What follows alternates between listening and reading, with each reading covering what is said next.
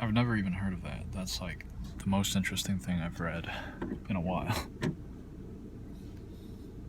Development of the psychology of God. That's crazy. It's just like, I don't know. It's like so. I guess since it's so controversial, it's been buried. But man, that's Carl Jung. He's a mainstream psychologist.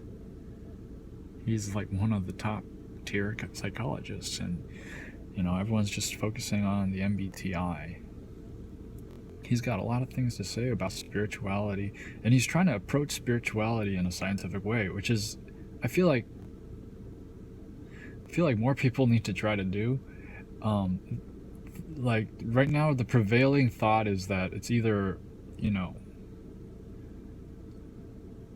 people of science typically just shut down all of that evidence, in the human experience of spirituality as just being this one ignorant thing of saying, oh, this is just a way for us to reconcile ourselves with the unknown, or something like that. And it's not true. I don't think you can dump all of this like culture into that bucket. There's something very interesting about the relationship between morality, our ideas of morality, and religion.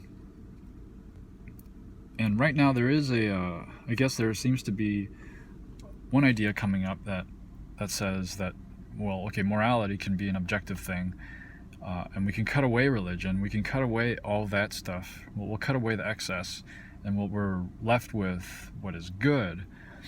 But I can see that once you do that, a lot of the meat of morality will start to fall apart. But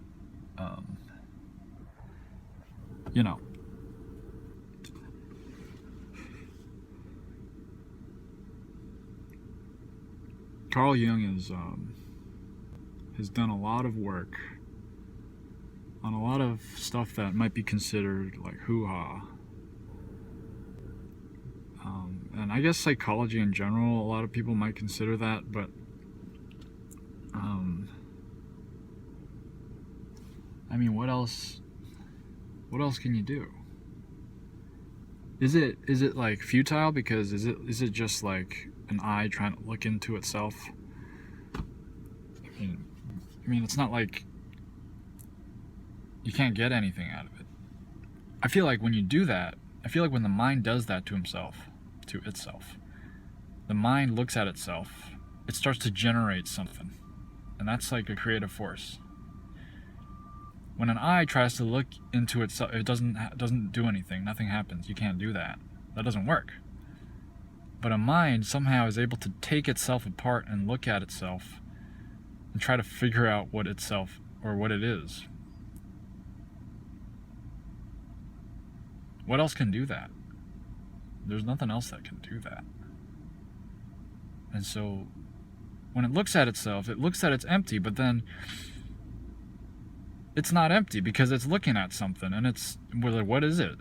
What is it that's looking at the empty thing in the middle? And it's like this recursion, and I think from that pit of emptiness, and it starts to, fireworks start to happen, and crazy things just appear within the mind. And the mind has this power because it has source material to do that with, and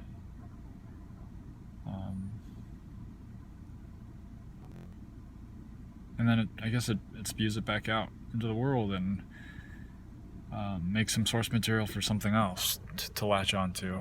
I don't know what I'm talking about.